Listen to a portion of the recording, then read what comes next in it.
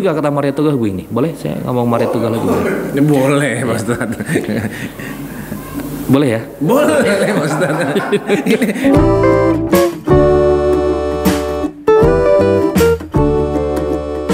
Kalau berbicara tentang faktor-faktor ya, jodoh gitu ya. Karena nih Rasulullah menyampaikan sesungguhnya kalau kita milih jodoh itu ada 4. 1 karena parasnya. Oke. 2 karena hartanya. Oke. 3 karena bebet bobotnya. Oke. Dia dari keluarga siapa. Oke. 4 karena agamanya. Agama. Ini ada kriteria. Tapi dari 4 ini Rasulullah tidak melarang untuk memilih, mau milih cantiknya, mau milih apanya, mau milih bobotnya, mau milih agamanya. Iya. Tapi ternyata akhir dari hadis itu Rasulullah memprioritaskan, menitik beratkan memilih jodoh karena agamanya. Padahal dari pertama tadi kita bicara cantik, paras. Yang kedua harta. Yang ketiga tadi bebet bobot tadi. Agama disengaja buat keempat. Tapi kalau kamu mikir sebenarnya agama itulah di prioritas pertama. Nah, kalau pilih agamanya semuanya bisa dapat. Bisa dapat. Nah. Insya Allah. Wak John ada mau ditanya nggak Wak John? Sampai yang satu intermisi. Itu pijit. Iya bagus. Ya karena kan imam atau kepala keluarga itu kan capek ya. Benar. Jadi memang harus dipijit mungkin kayak gitu kan. Oh jadi itu ya. Jadi bobotnya ada 4 itu ada dan 4. Yang paling utama agama. Nah kelanjutannya gimana lagi Ustaz tadi? Misal sehubungan dengan tadi kan harus lengkap dulu. Nah, baik. Kalau faktor-faktor yang lain memang itu penting. Tapi tidak prioritas ya. Itu penting memang menyiapkan rumah, mobil, pekerjaan itu penting, tapi tidak prioritas.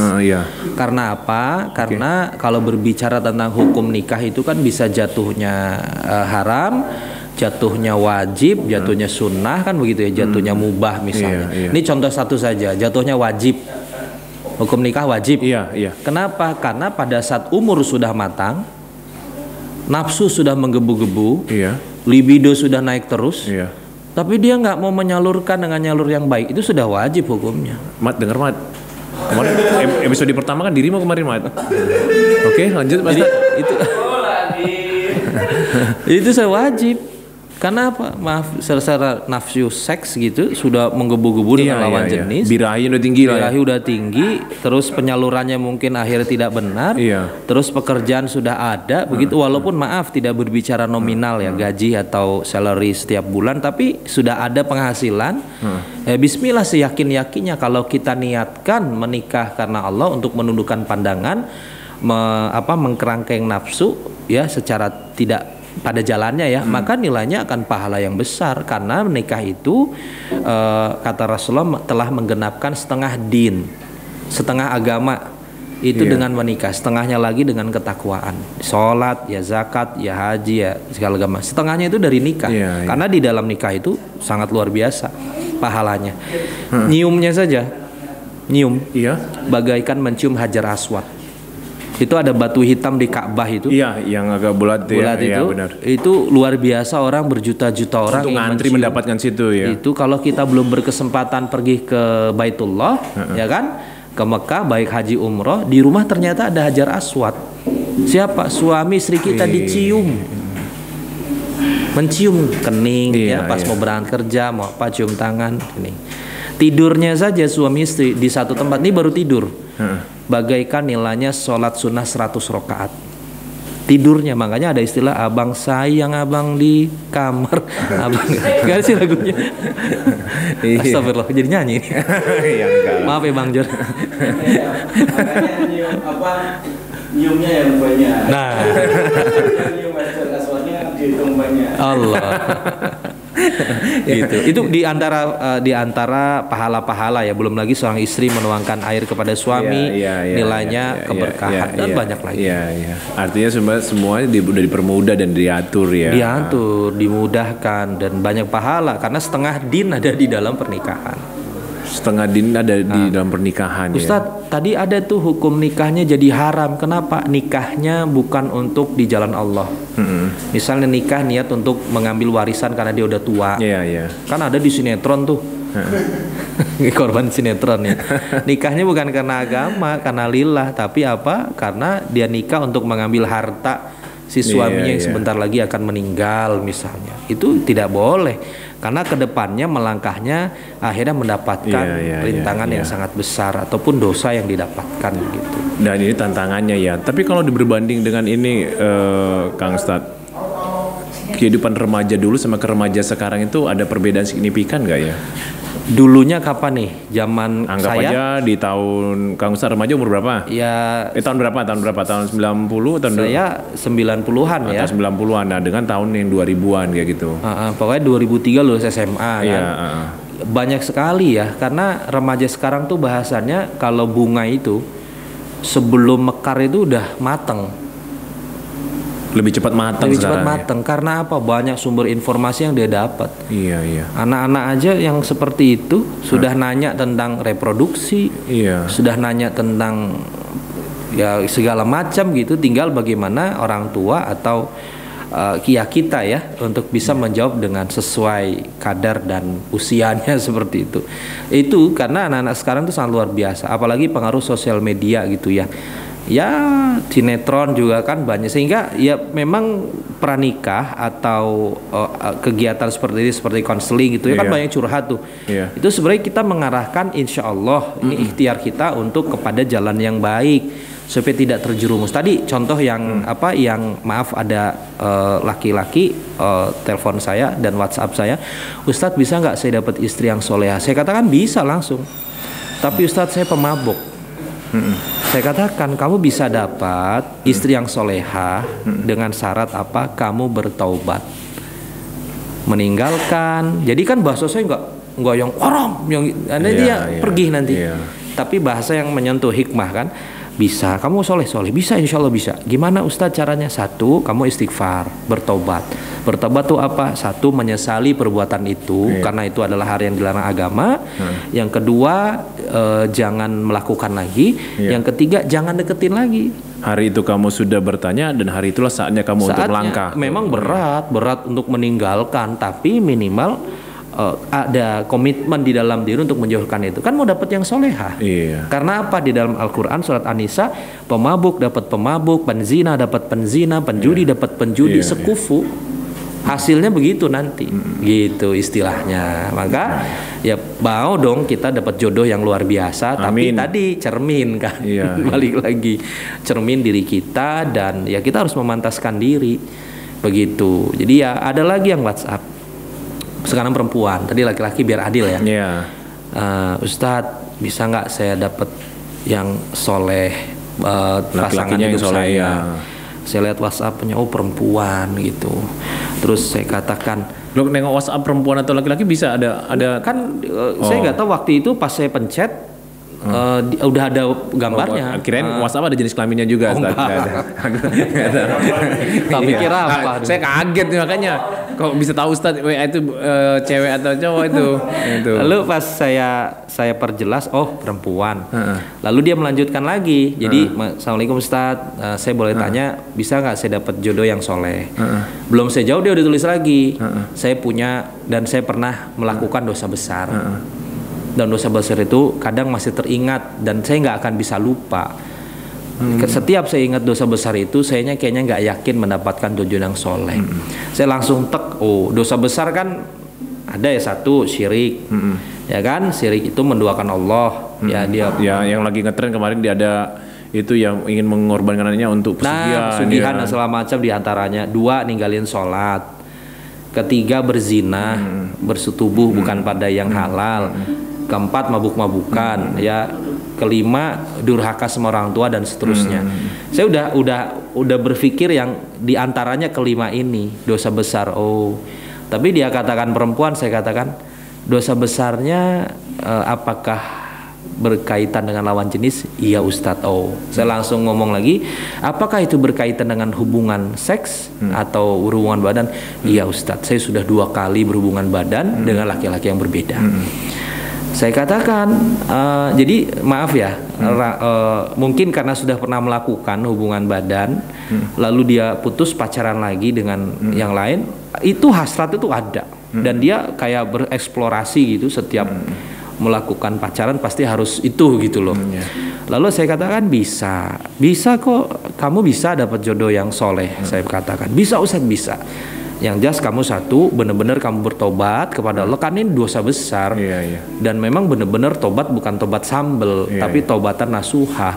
Setelah kamu menyesali, jangan lakukan lagi, jangan dekati, kamu sholat tobat, mandi sunnah, salat tobat 2 rakaat dan menyesali perbuatan itu dan jangan diulangi lagi. Pasti Allah ampuni. Pasti insya Allah. Karena tidak ada yang tidak diampuni nih. Iya, pasti kalau sudah tobat Allah. Ya. Pasti, tapi kapan wallahu alam, yang jelas Allah mau tahu sejauh mana kesungguhan kita untuk diampuni dosa itu. Allah kan Ar-Rahman Ar-Rahim. Tapi setelah itu memang benar-benar melakukan tobat, jangan diulangi lagi. Jangan didekatin lagi gitu. Tapi alhamdulillah mereka dan sekarang itu, makasih Ustadz, saya dapat inspirasi banget gitu, dan saya jadi termotivasi untuk memperbaiki diri. Ya alhamdulillah, semoga istiqomah. Kan saya pun nggak bisa merubah orang, Bang Lander. Saya nggak bisa memaksa orang untuk jadi benar, nggak bisa. Yang bisa merubah ya diri dia sendiri. Kita kan kayak kaumnya sendiri ya. Kaumnya sendiri, personalnya sendiri, ya masing-masing. Tapi sarana untuk dakwah mengajak pasti harus untuk mengajak setiap orang termasuk diri kita berada pada jalan yang baik. Mau berubahnya ya tergantung pada dirinya masing-masing. Gitu. Wah, kayaknya nggak ada habisnya kalau membedah yang namanya tentang ini ya, tentang kehidupan, apalagi tentang tadi tentang pernikahan. Ini satu lagi boleh contoh? Sewaktu bikin live IG gitu. Ada yang di IG saya buat pertanyaan gitu ya. Ya, selain pertanyaan juga ada yang ngirim gambar-gambar. Gambar-gambar yang saya pikir biasa ya, tapi gambar perut laki-laki kotak-kotak, terus perempuan laki-lakinya maco-maco. Ternyata dia ngajakin saya hangout, ternyata ngajakin makan, ternyata ngajakin pergi. Pas saya lihat, ternyata ada sesuatu gitu. Laki-lakinya ya laki-laki, suka laki-laki maksudnya. Oh, yang ngirim ke Ustadz itu? Iya, ini ada 4 orang. Kadang ya masih halo Ustadz cakep, Ustadz ganteng gitu. Padahal udah diceramain masih ini ya. Iya, tapi saya pasti pasang foto anak saya, pasang foto istri kan ada, walaupun memang nggak semua, tapi pasti ada di IG saya atau status IG saya.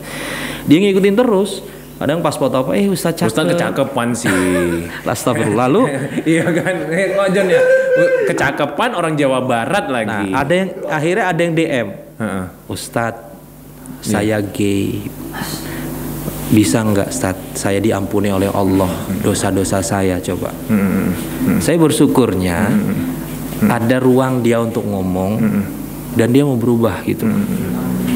Ya walaupun ada 4 orang yang lain ya, maksudnya yang ngirim-ngirim, tapi di antara ada salah satu yang asbab walau alam nih, maksudnya hanya Allah yang tahu asbab kita kayak sharing gini, ya kan, asbab karena kita memberikan inspirasi, ternyata ada yang nyantol dari sekian ribu orang satu untuk berubah, coba. Itu nggak kita sangka-sangka. Makanya jangan meremehkan, selalu membuat inspirasi manfaat sama orang lain, karena itu nilainya berlipat-lipat kalau dia terus baik. Amin. Ada amal jariah. Terus dia akhirnya berubah, asbab mungkin kita yang menginspirasi karena Allah, pahala kita ngalir loh. Amin. Baik kita hidup maupun setelah kita meninggal. Nggak main-main itu. Gitu Bang Lander. Ada yang kayak gitu. Akhirnya saya sarankan bisa, insya Allah diampuni. Tapi benar-benar tadi balik lagi tobat kepada Allah. Kan satu tobat ya. Pertama nyesalin, jauhin, jangan dekatin. Salat 2 rakaat dan rubah lingkungan kamu. Karena apa? Dalam Tombo Ati, MH Ainun Najib kan menyampaikan dalam syairnya, Tombo Ati ada 5 kan. Yang ketiga kumpulannya orang soleh. Di lagunya itu ya. Lagunya. Kita berdua nanti kalau meninggal sama Wak Jon gak ada yang ziarahin. udah dianggap berlalu kita berdua. Sudah. Jadi ada kumpulannya orang soleh. Jadi kumpulannya orang baik. Sehingga pada saat sudah berkomitmen tidak ke lingkungan itu lagi, ya udah pelan-pelan gitu loh untuk. Karena tidak ada yang instan ya. Tapi ada juga kata Maria Tugah begini, boleh saya ngomong Maria Tugah lagi? Boleh, Mas Ustaz. Boleh ya? Boleh Ustaz. Ini kan jadi lucu nih. Rubrik ini sih apa namanya untuk menginspirasi orang bebas itu. Jadikan aktivitas keseharianmu dalam 100%, jadikan 80% aktivitas dirimu didekati dengan orang-orang yang baik. Amin. Dan jadikan 20% adalah orang-orang yang tidak baik, kamu ajak untuk menjadi lebih baik. Tetap dikasih target juga orang jadi gini, baik ya. Akhirnya apa? Kalau kita ambil benang merahnya bahwa jadikan aktivitas kita taruhlah 100%. 80% itu kita harus bersama orang-orang yang menginspiring. Memberi inspirasi orang baik, orang soleh, orang benar. 20% nggak dijauhin. Tapi apa? Kita rangkul. Untuk apa? Mudah-mudahan kembali menjadi orang baik. Jadi jangan dijauhin. Tapi sebatasnya saja gitu loh, nggak menjadi sahabat yang seperti dulu dia harus kembali menjadi pemabok, bisa mengatur lah ya, bisa mengatur. Tapi 80% dia pasti tercipratan kebaikannya, keberkahannya dari orang-orang baik itu. Benar. Jadi contoh saya ketemu Bang Landa, ketemu Bang John, itu menginspirasi banget. Amin. Masa seperti kita ini menginspirasi? Oh jelas, kan karena gini, yang namanya inspirasi kan dengan segala hal ya, dari A sampai Z. Bisa jadi Bang Lender di Z-nya, bisa jadi Bang John di X-nya misalnya. Kan saya bisa dapat inspirasi. Kita ambil, ada plus minus manusia ada. Kenapa harus ngeliatin minusnya aja ya? Plusnya lah yang kita ambil sehingga kita bisa membentuk karakter diri kita untuk lebih baik lagi. Padahal sebenarnya saya mau di A-nya. Ya misalnya contoh. Kebaikan abadi gitu kan. Kalau Z itu kayaknya udah sari-sari yang tersisa. Mat, ada mau tanya Mat? Ini remaja-remaja Ahmad dan Pets ini, Kang Ustadz. Iya. Ada yang mau ditanya nih, Mat? Ustadz, kalau yang dalam pernikahan istrinya yang mencari nafkah nggak apa-apa, Ustadz? Nah, kalau nafkah ya. Ini nafkah dalam arti lebih besar atau lebih kecil? Enggak, istrinya yang kerja. Sama sekali suaminya nggak kerja gitu. Ini operasi plastik kayaknya Pak Ustadz. Harus operasi plastik yang ceweknya pindahin ke cowok. Gimana? Jadi kalau berkaitan dengan nafkah ini masuk dalam fikih ya, ilmu fikih. Jadi yang wajib untuk memberikan nafkah ya suami. Nah kalau seandainya terjadi seperti yang dibilang daripada Bang Reja, kayak mana kondisinya Ustadz? Tapi mereka cinta banget gitu. Ada kondisi misalkan suaminya memang lagi disabilitas, dia nggak bisa mampu. Kalau kondisi kayak gitu yang lain. Intinya tetap suami. Tetap suami ya? Tetap suami. Kan bahasanya kita tidak melihat besar kecilnya kan. Tapi kan dia kalau dicacat nih. Banyak kok ada yang cacat bisa melukis dengan kaki. Teman saya cacat dari Kendal nggak bisa di kursi roda pakai mulut ngelukis. Berarti secara tidak langsung bagaimana kita terus menginspirasi kekurangan kita. Jelas. Jadi ini ya. Jelas kita tidak bisa melihat besar kecilnya. Apapun yang Allah kasih potensi diri kita pasti bisa menghasilkan, bukan hanya pahala, ya kan? Materi pun bisa dihasilkan, bisa menghasilkan dengan kondisi yang ada. Pasti kok. Ada di satu tempat misalnya dia, saya punya om di Brebes itu, namanya Om Urip. Ya, dia nggak bisa ngelihat. Tahu nggak Bang Lender? Dia tugasnya apa? Benerin kipas angin, benerin radio. Maaf kata tunanetra apa buta sih? Nanti nyalain lagi kita kayak Odi. Memang gitu.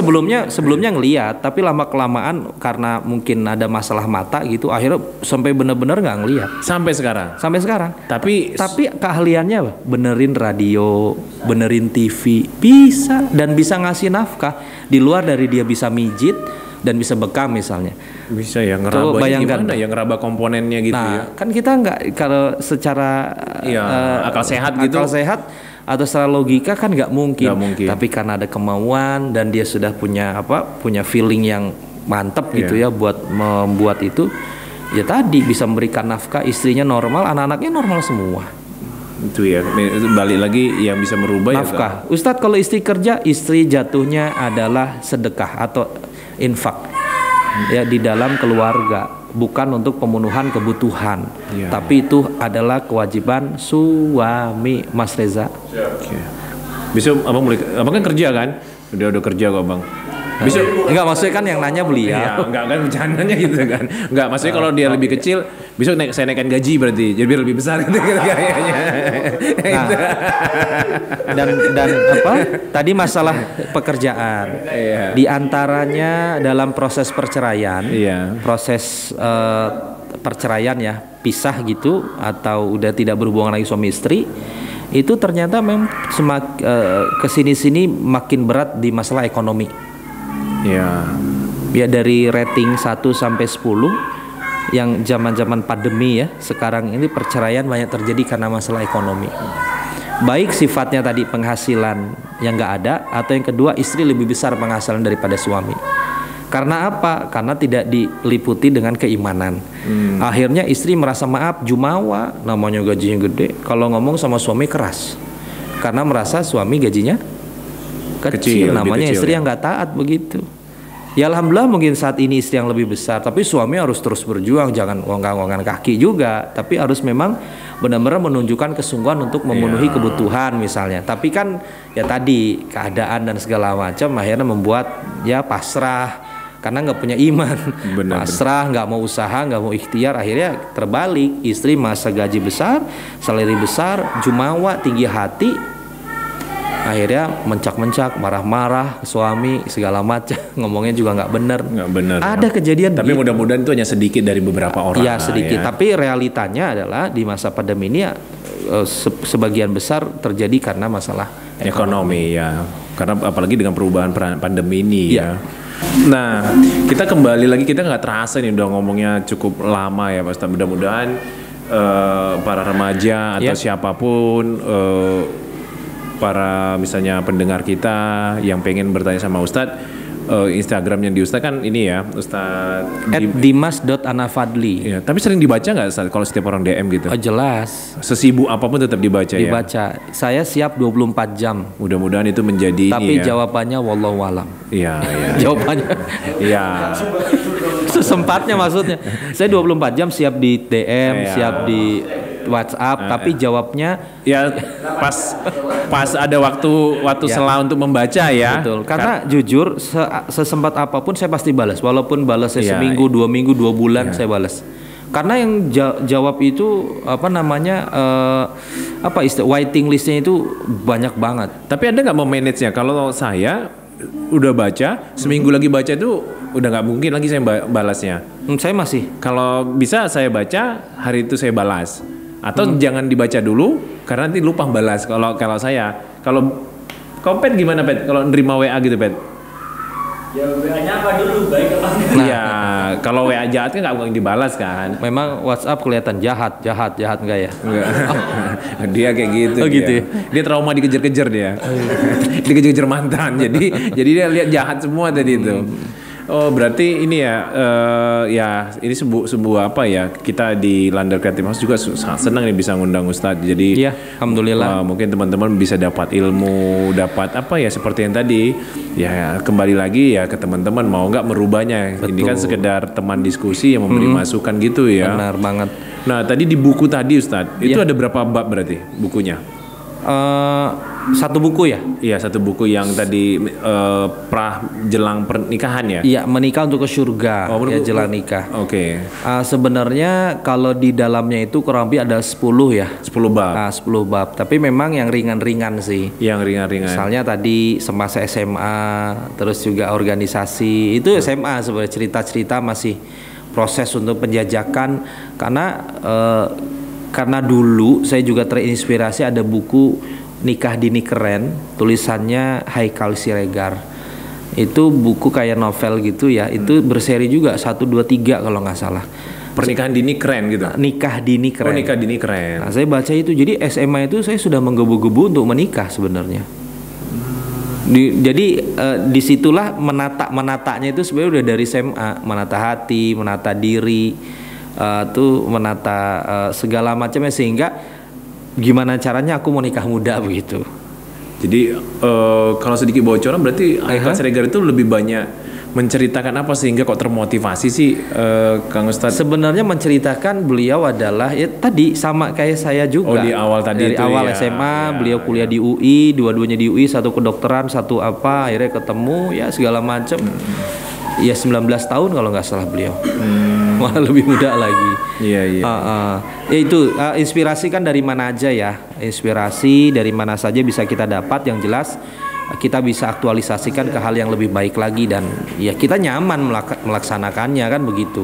Ada juga orang yang main inspirasi tapi saya siapnya umur sekian ya nggak apa-apa, balik lagi. Yang jelas nanti kan setiap yang dilakukannya konsekuensinya kembali kepada diri sendiri. Saya nikah muda alhamdulillah umur 2 sekarang 36, anak saya udah SMP misalnya. Masih semangat berusaha apapun yang kita bisa lakukan untuk memberikan pendidikan yang terbaik bagi 3 anak saya misalnya. Apapun yang kita lakukan.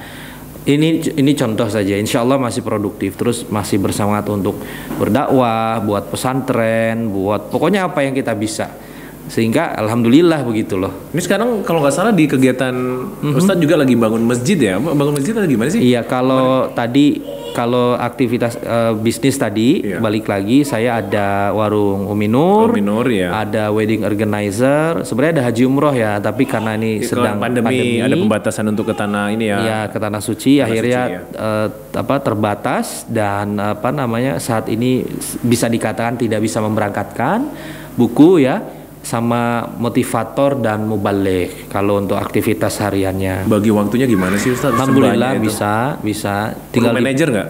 Perlu manajer. Ya nanti kita masuk tim manajer sama tim ini ya kreatifnya. Udah banyak loh. Kalau seandainya nggak pandemi ngurusin yang umroh itu kan kita juga ini. Saya satu hari itu bisa 6-7 jadwal. Sebelum pandemi. Apalagi weekend. Jadi mulai dari jam 1 malam itu udah ada acara. Misalnya ngisi qiyamul lail, salat tahajud, sambil muhasabah, subuh lanjut lagi saat subuh sampai ngisi kajian subuh. Setelah itu ngisi kajian duha. Setelah itu sebelum zuhur, setelah zuhur sampai maghrib, bisa sampai 6-7. Jadi di mobil tuh udah pakaian, sepatu, baju muslim. Udah rumah lah ya, jadi rumah. Jadi udah sendirian di mobil. Itu nyupir sendiri juga iya, ini sendiri. Kalau keluar kota nggak kuat, saya pakai travel ke sekolah-sekolah di Jogja, di Salatiga ngisi.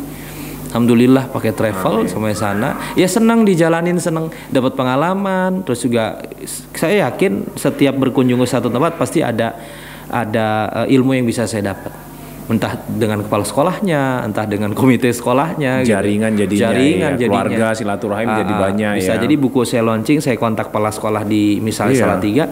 Oh siap Ustadz yang itu, iya kita disiapin satu ruangan semua murid misalnya. Misalkan aja kepala sekolahnya pernah ada teman SD, teman SMP punya komunitas, hanya di share situ aja sudah cukup banyak ya. Makanya itu aktivitas harian. Kalau aktivitas dakwah tadi BKPRMI, Badan Komunikasi Pemuda Remaja Indonesia Provinsi Jawa Tengah. Saya juga bidang pendidikan, Litbang dan Hubungan Luar Negeri Gerakan Anti Narkotika Jawa Tengah. Saya ketuanya. Lalu saya juga pengasuh daripada Lembaga Tahfidz Quran Madani dan juga pembina dari Yayasan Quran Ar-Rahmah dan juga klinik nikah dan juga jelang nikah tadi ya. Jelang nikah tadi dan ada yang lain-lain Ittihadul Mubalighin sebagai bidang pendidikan dan pelatihan, Ittihadul Sekolah Mubaligh, sekolah mencetak para ustadzah se-Jawa Tengah. Sama saya juga anggota Jamiyatul Mubalighin. Udah itu. Iya benar-benar. YouTube Ustadz apa nih kalau ada sih Dimas Anafadli ya. Oh Dimas Anafadli. Cuman maaf itu karena satu akun yang memang harus dipakai juga buat kuliah. Jadi fotonya memang masih foto kuliah, pakai seragam kuliah gitu, Unwahas. Ya nggak apa-apa. Nggak apa-apa ya. Nggak apa-apa. Dimas Anafadli. Di situ udah ada 15 episode komedi Ramadan. Coba deh lucu-lucu. Iya. Jadi teman-teman kan siapa tahu mau lihat segala macam, kan ingin berinteraksi juga kan. Siap dengan karena ada kolom komentar segala macam. Nah kita nggak terasa ini Ustadz. Iya. Nggak terasa kita ya ngobrol. Luar biasa, cakep. Mudah-mudahan bisa menjadi ya mana mau diambil hikmahnya. Senang banget. Mudah-mudahan gak ada yang somasi lah ya. Oh jangan. Jangan. Ya kan yang kita ceritakan sebenarnya kan adalah keseharian yang kita lewatin kan. Kita juga mohon maaf kalau seandainya mungkin yang di luar sana sedikit baper, kan ada juga tentang baper kan. Iya betul, baper. Karena baper ini kadang-kadang persepsinya sudah serba salah kayak gitu. Betul. Nah sebelum kita akhirin nih Kang Ustadz Dimas nih, kira-kira Kang Ustadz Dimas sih apa sih yang pengen jadi harapan dan ya pengen pesannya kepada pendengar daripada ini Ladar Creative House ini? Baik.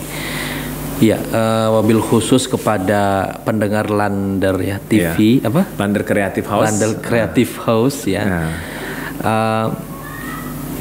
Jadilah orang yang senantiasa memberikan kemanfaatan. Amin. Karena apa? Karena bisa jadi hasilnya tidak kita langsung rasakan. Iya. Tapi satu saat kita akan menuai panen dari apa yang kita lakukan hari ini. Amin, amin. Karena apa? Keberhasilan kita hari ini adalah hasil tanaman kita kemarin. Dan jadi apa besok sesuai dengan apa yang kita tanam sekarang. Amin. Jadi setiap hari kita harus menjadi orang yang baik, yang menginspirasi. Amin. Karena nantinya mau serius jadi ketawa tuh. Iya. Oh nggak apa-apa ya. Tapi benar itu benar. Iya. Bibit nggak ketuker kan? Karena kan apa yang kamu tanam dengan bibit yang baik akan dihasil yang baik ya. Dan saya yakin Abang Lander 10 tahun ke depan akan jadi apa sesuai dengan tanaman sekarang. Amin. Kalau nggak di ini ya, digarap sama orang lain itu jadi masalahnya. Tapi yang jelas kan komitmen kita ya untuk itu. Karena saya pun masih punya azam, masih punya keinginan. Umur 40 tahun itu sudah settle ekonominya, keluarganya, sehingga saya bisa berdakwah lebih luas lagi. Amin, amin. Ini 4 tahun lagi kuliah harus selesai, terus juga ekonominya harus sudah matang, settle, dan kita bisa banyak memberikan inspirasi bukan hanya di Semarang tapi di Jawa Tengah, berkeliling sambil dakwah, wisata ya. Insya Allah. Amin, amin, amin, amin. Itu saja Bang Lander. Ya, kita terima kasih Ustadz. Sama-sama. Kita mudah-mudahan habis dari sini kita akan ngobrol lagi. Dengan senang hati banget. Kita atur jadwal lagi ya. Dengan senang hati. Oke.